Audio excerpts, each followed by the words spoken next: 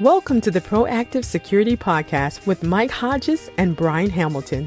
This podcast is dedicated to discussing violence prevention in healthcare. We want to inform, equip, and empower healthcare security leaders to prevent violence before it happens.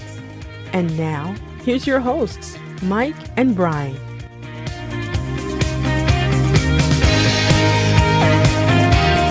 Hey everybody, I'm Mike. And I'm Brine. And this is episode 15, that's 1-5 of the Proactive Security Podcast. We are super excited today to have Brendan Riley with us, who recently had the opportunity to lead a subject matter expert team that the International Association for Safety and Security put together to build out some workplace violence curriculum. And we thought, man, Brendan's an awesome guy. We talk a lot about workplace violence prevention. Let's put these two things together and make a podcast, people. So Brendan, welcome aboard.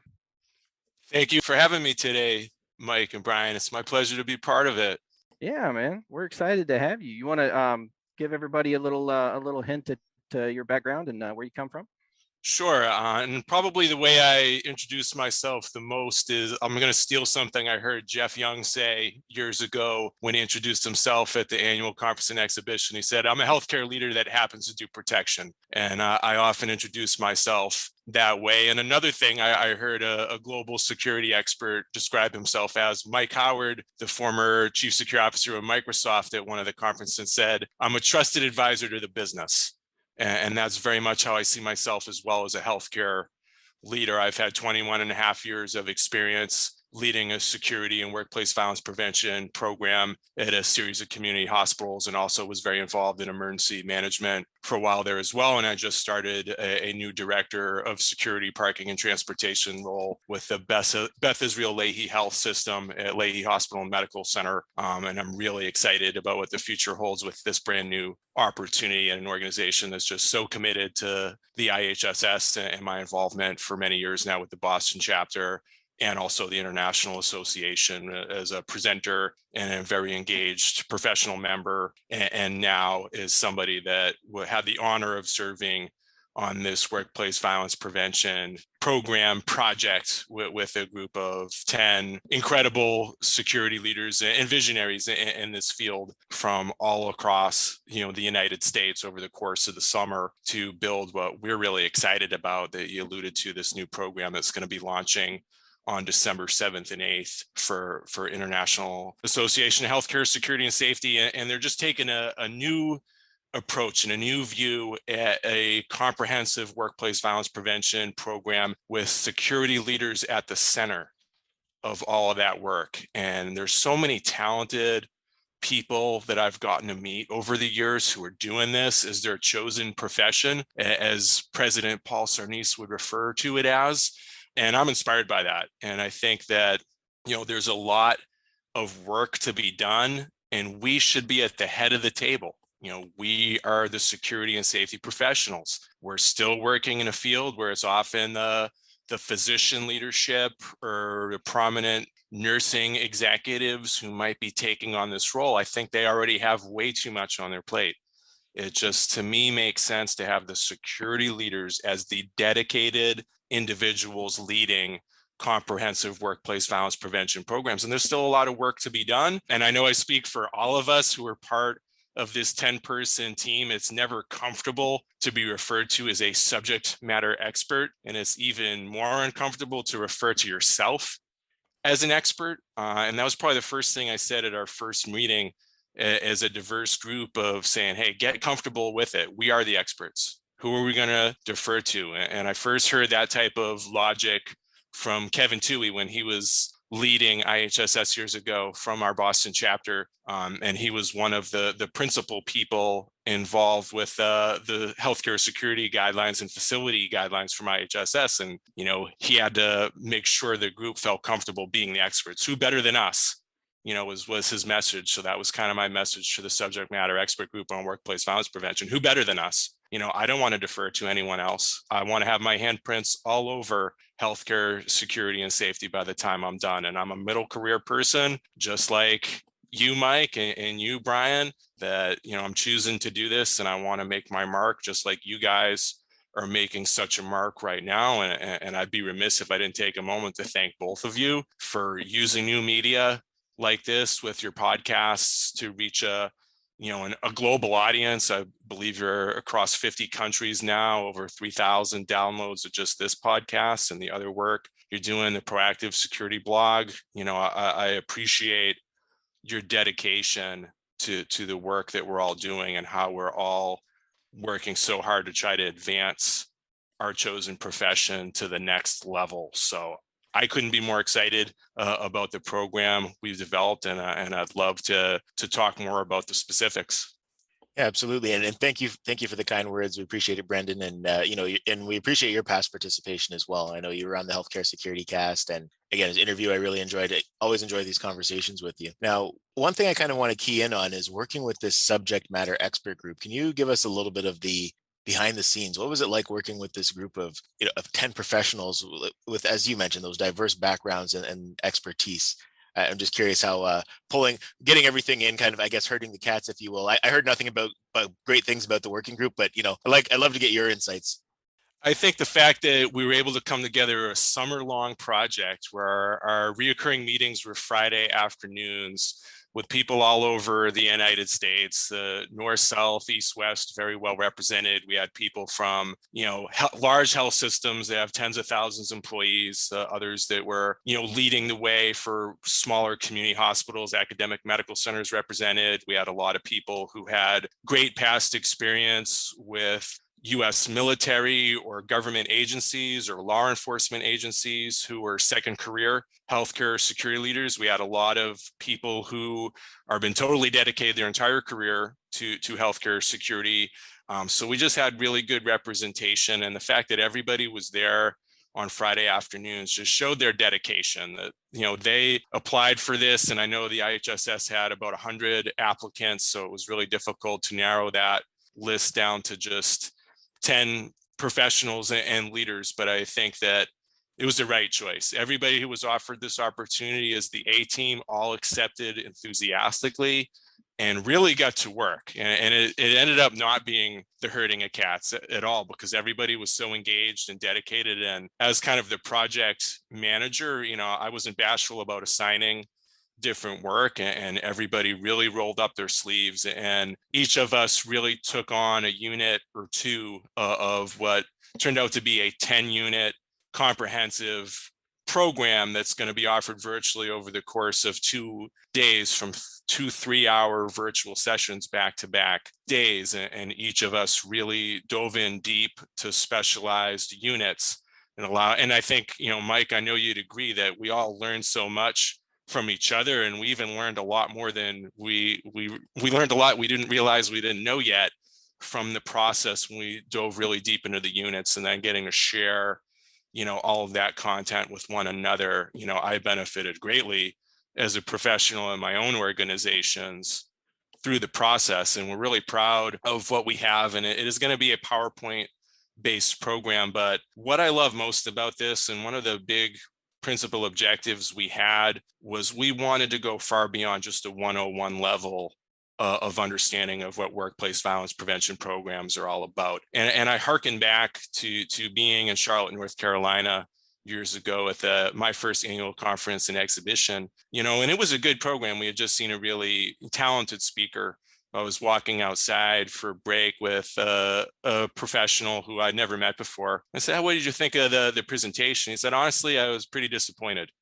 Great presenter, but that was really 101 level. That was not a message that I had not heard before. I've been in healthcare security leadership for 20 plus years. I was looking to learn something new."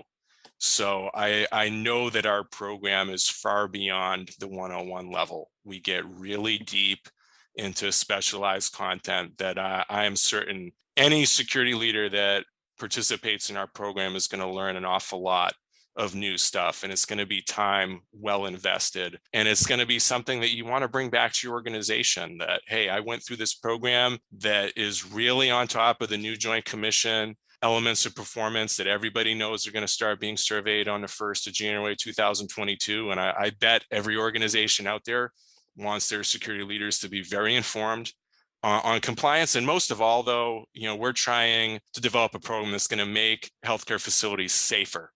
That you have leaders go through this program. And of course, regulatory compliance is really important, but that safety piece, to go back to your organization and know that you have best practice when it comes to your workplace violence prevention and intervention committee, and that the security leader of that healthcare facility or organization is confident and competent enough to lead that effort for the multidisciplinary group.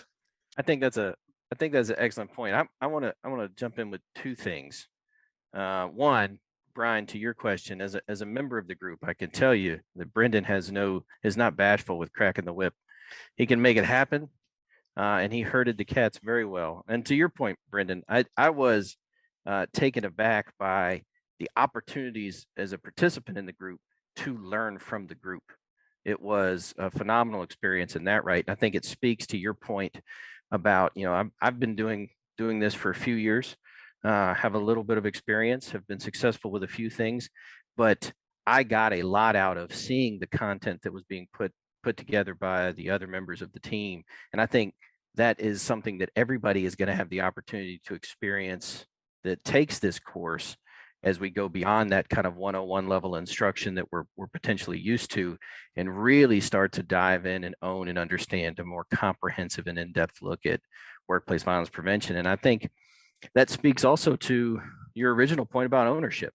Who should own this in our healthcare industry? And if we're not going to step up and own violence prevention, then what value are we bringing to the business? How are we supporting effective healthcare operations if it's not to create a safe environment?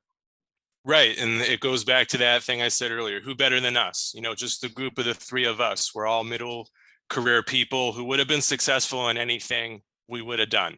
I'm certain of that, but we chose this profession and we've got the determination to try to advance it forward. And of course, we fall back heavily on the end of career people who have paved the way for all of us that we've all been fortunate to meet and learn over the years through our involvement with the association.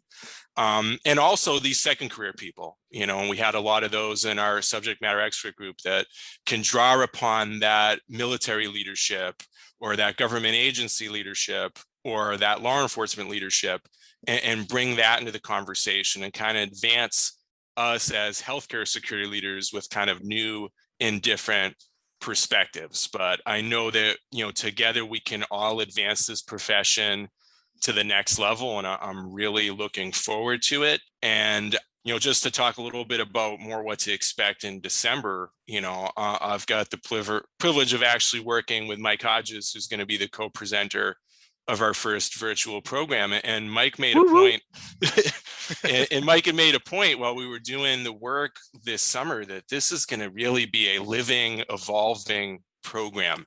So it might not necessarily resemble, that much what we offer in December 2 years out from now, but we know there's going to be a lot of interest in this program. And as a subject matter expert group, we're not going to stop. We're going to continue to evaluate our program, but we know our audience and we're going to listen to our audience. If they tell us, we really want to get deeper into these units and learn even more, then we're going to listen to that and we're going to tailor the program as we move forward. So it's the best value to any security leaders that choose to participate. And we also have been meeting behind the scenes with groups like the Emergency Nurses Association and American Hospital Association, making sure we get their perspective.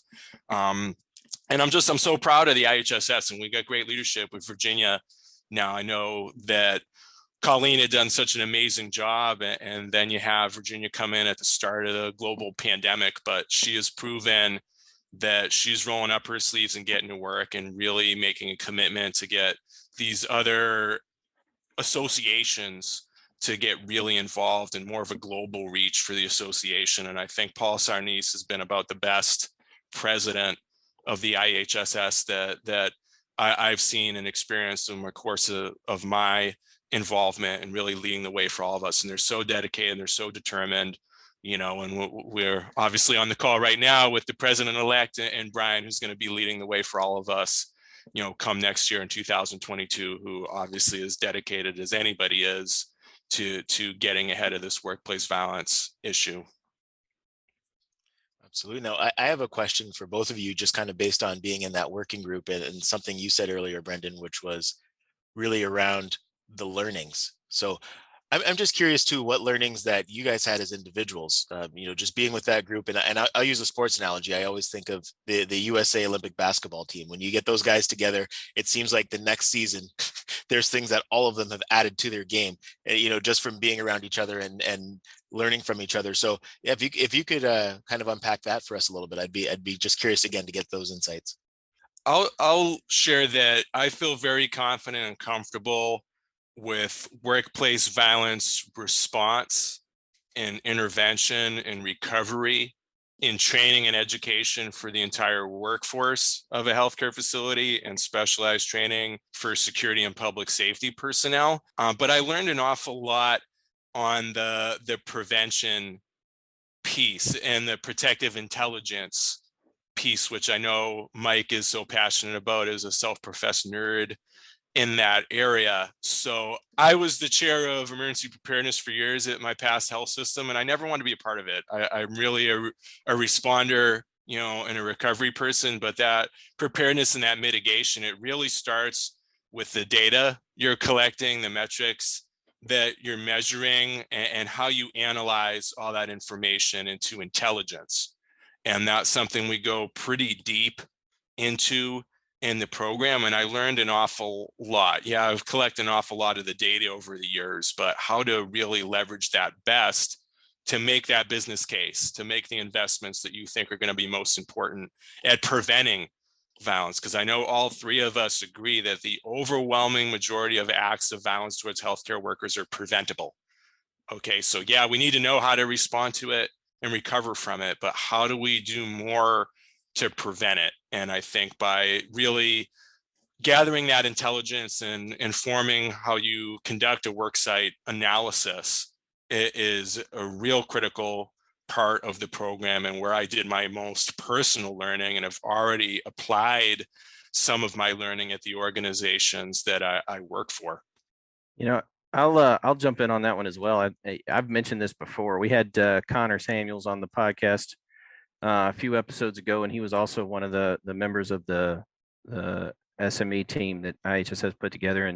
And I came into those discussions thinking that I was really, really progressive and up to speed on threat assessment. And then I met Connor and realized that there's a lot I don't know because that guy's way smarter on threat assessment than I am. But it opened a lot of doors from that perspective to say, okay, well, there's a lot of different ways to take what I already know and grow that and be even better in that proactive, preventative response process. So I think that, just being able to see the different individual SMEs and the members of the team come together and help with the different units that we built within that class and that curriculum just opened my eyes to so many things, because you can think you have a lot of information on something, and you may have a lot of information on something, but you're always going to be a little myopic with that information given the limits of your own learning to date.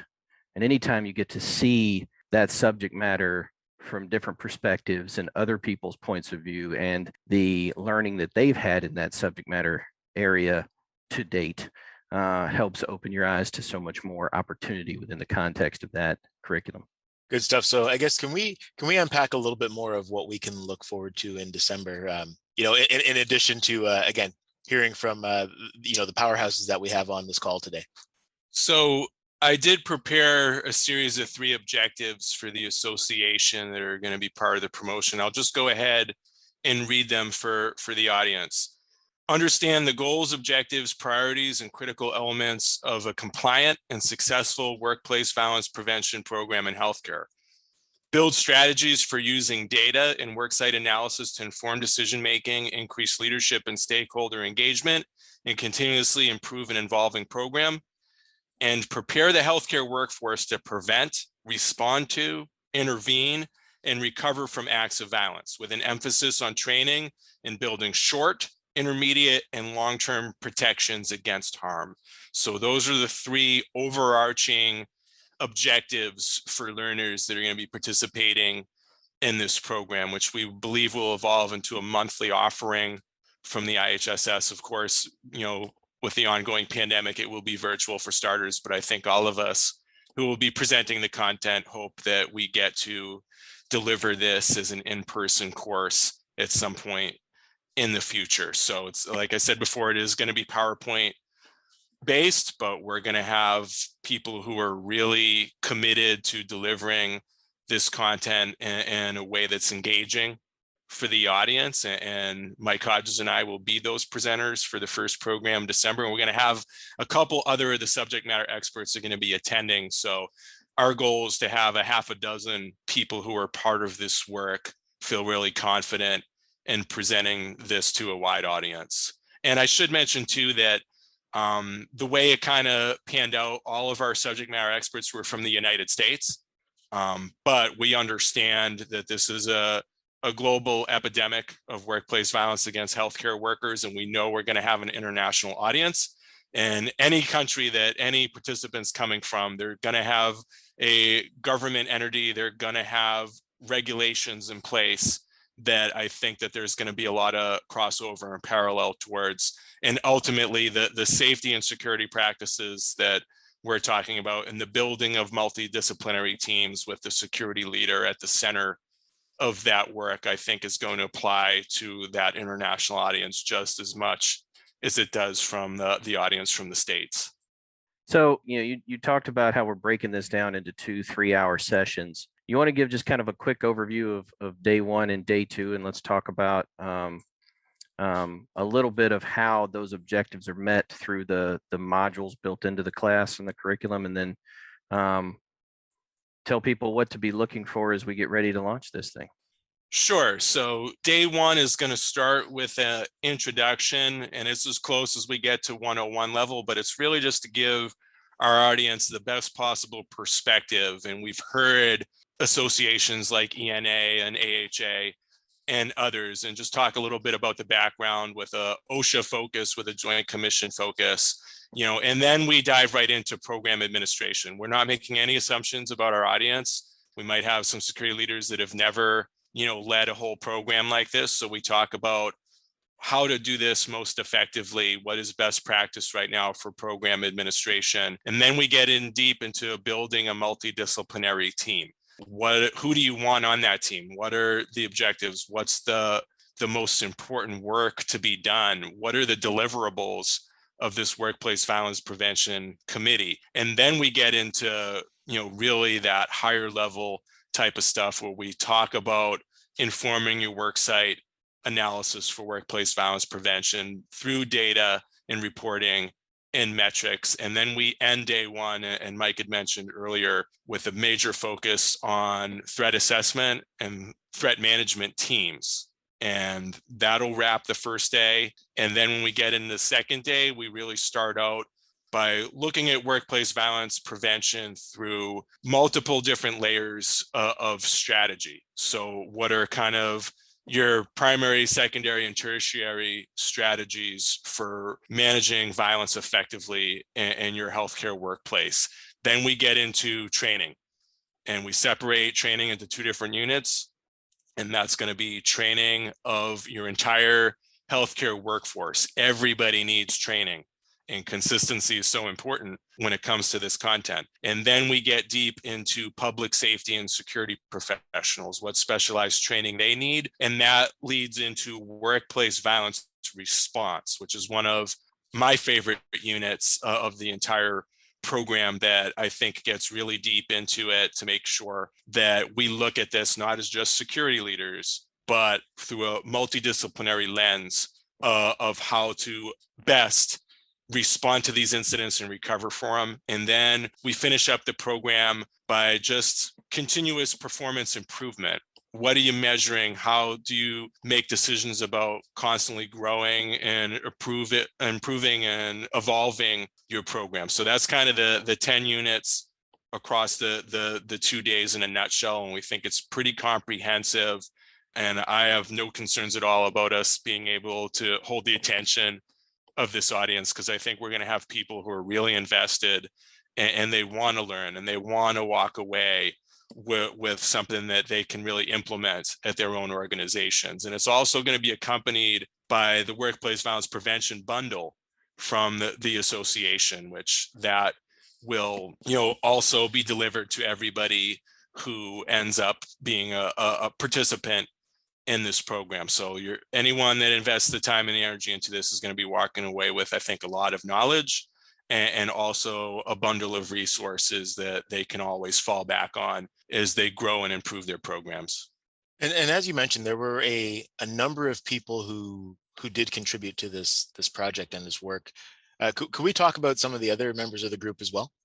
Sure. So we had good representation from more out west. We had Don Robinson, who brought in great perspective with some real high level positions in government agencies before getting into healthcare security, and now being out there as a consultant. And we also had far reaching is down to Florida with Gloria Graham, who is got a very accomplished career in law enforcement and relatively new to healthcare security. And we also had Adrian from down in Georgia as well. So Georgia was very well represented with Mike and Adrian. And I think, Adrian has such a great training program in place in his health system that is super progressive, and just you can tell from how professional a group that he leads that training investment is paying real dividends for their system. So we also had David Thornton, who was really involved in threat assessment at his organization, and also had a law enforcement background, who is a great contributor to multiple units. As mentioned already, we had Connor Samuels, who really lended us an awful lot of expertise on threat assessment. We had Chris Powell from out in Colorado, who was a contributor. We had Myron Love from Chicago, who was someone I learned an awful lot from throughout the course of the process. And we also had Scott Normandin, who is security leader at a huge health system that brought great perspective to the table as well. So like I said, all 10 members of this group were very engaged, got to work, and really contributed with their expertise. And not everybody's going to feel comfortable presenting the program, but everybody was a major contributor to it, and I can't thank them enough. These are folks that volunteered their time over the course of the whole summer. And as Mike mentioned, we really put you to work. But they came through in a major way. And I do believe strongly that the group's going to remain engaged and continue to work together over the course of time to continuously evolve this program into something that's really going to make a difference on what is by far the most important subject right now for everyone that's a healthcare security and safety leader. I appreciate you mentioning everybody on the team. And I think, I'll take a moment, because I know we're coming up on our time, but I'll take a moment to say, man, you did a phenomenal job leading this group and keeping us on task and making sure that we were able to produce a final product, which we've discussed. And I think you deserve some kudos as well, Brendan, for all of the work that you put into it as well. It was all volunteer for all of us, and no small commitment on time. And so I know I can speak for everybody from the team. We were very grateful for your leadership in the process. And I think collectively we've put something together that's very special. It's going to be very helpful and impactful. So well done, man. Thank you, Mike. Like I said, it was a pleasure getting to know all of you. And I think we have something that we're going to be proud of, and it's going to make a difference, because, I'm preaching to the choir right now, but we're living right now in a multi-year public health crisis, a multi-year economic crisis, a multi-year employment crisis, and, things like substance use disorder, chronic alcohol use, undertreated or totally untreated mental illness are at their apex right now. So it's never been a more important time to get more strategic when it comes to effectively managing and preventing violence in healthcare. And I do want to share with your audience one thing that's really important to me about how are we going to get to a point of really preventing violence on a global scale in healthcare facilities. I think we need to aim really high. You know, a lot of us know on the clinical side of the house, things like zero harm and zero errors are always the goal. So zero acts of violence need to be the goal. And the only way we're ever going to get there, it's simpler than I think a lot of folks realize. It is investing in your security workforce at your healthcare facility. I tend to believe that the only way we're really going to prevent violence is if we start looking at security professionals in healthcare the way we look at ancillary health professionals, folks like those working in your radiology department or your laboratory. Everybody knows those folks need very specialized training and qualifications and experience to qualify for those jobs. You know, could you imagine the person doing your x-ray just winging it? You know, or the person that's analyzing your blood work under the microscope just trying to do their best? You know, of course not.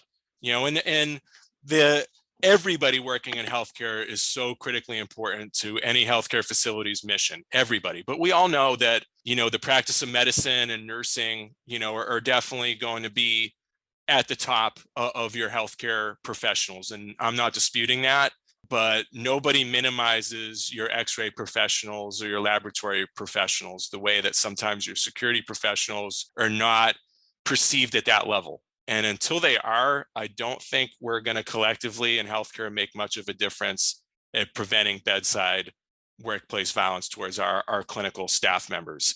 That's why, you know, I've had a lot of success hiring people who are bachelor's prepared, and people with military experience have been my best talent, you know, accomplished people, because it's a hard job. When I started this many years ago, I couldn't believe how many responsibilities there were and how challenging the work was. I was an accomplished person. I was a 4.0 student in college, captain of the college football team. Healthcare security work was harder to me. It was harder to be good at this work than it was to be accomplished in football or wrestling or in a classroom. You know, I just had such a respect for the work. And it troubles me that sometimes the work is minimized by healthcare as a system. And I think if everybody in healthcare kind of bands together and says, now's the time to really invest in healthcare personnel, the way we invest in healthcare security systems, okay, but those systems aren't worth a darn, you know, if the professionals running those systems and monitoring those systems aren't engaged and really committed and dedicated to their work. So the only way you get there, to me, is compensation. You know, you look at how well compensated the ancillary health professions have become. You know, that's what attracts the talent and retains the talent. And I think turnover is such a thing for us. And my best people are often they're early career people who are really motivated. They're going to do a great job for us, but then they're getting into law enforcement, or they're going to climb the ladder into leadership positions. You know, I want to develop officers who are really dedicated to it and all in. They know how challenging the work is, but they want to be in there keeping everybody safe. If you are expecting your clinical staff members to be controlling and restraining aggressive people, they're going to be assaulted and injured. We really need to develop the mindset that, yeah, we already expect a lot more of them than just patient care. They need to become expert in crisis de-escalation skills. And I think that's okay, but they're never going to be experts in safe control and restraint. That is too much expectations. They don't have the bandwidth for it. So security professionals need to be those experts that are the best trained in de-escalation skills, but also the best trained in safe control and restraint. And they're the ones that are stepping in to manage that aggressive crisis while the clinical folks disengage in those moments. That will prevent violence in healthcare more than anything else. And I think if healthcare, I'm a visionary on this, and that, hey, but you know what? I've seen Massachusetts healthcare systems that are the biggest competitors imaginable all come together and align on COVID-19 vaccines being mandatory. There's not a system in Massachusetts that's going to be the landing spot for somebody that doesn't want the vaccine. Every system banded together. We're all going to do this despite our competitions. All right. I think if healthcare comes together, and I think it's going to happen in our lifetimes, and says healthcare security is a profession that we need to compensate at a level where we can attract and retain great talent, train them up to be experts in safe control and restraint, you know, and size and strength don't matter much. on becoming a bedside control and restraint expert, but decisiveness and technique are so critically important. And you got to invest so much time into your training and your practice of that. And once we do, when we're by those aggressive people, who are acting out and lashing out and assaulting or self-harming, they got the skills to get in there, manage that crisis effectively, take conclusive control of that while keeping everybody safe, patient, other staff members, and each other. So I appreciate you giving me the platform to kind of get on that soapbox, but I think that is one of the foundational things that is going to move the needle towards prevention and zero acts of violence. That's a great goal, Brendan. I appreciate you sharing that, and I appreciate you being on the podcast. Awesome. My pleasure. Thank you, guys. Thank you. And make sure to check this out a month from now. Make sure to check out the Workplace Violence Program and join us in December when we are joined by Rick Smith. Until then, again, thank you, Brendan, for your message. Thank you for that vision that you shared with us at the end, something that we can really get behind. And until December, stay proactive.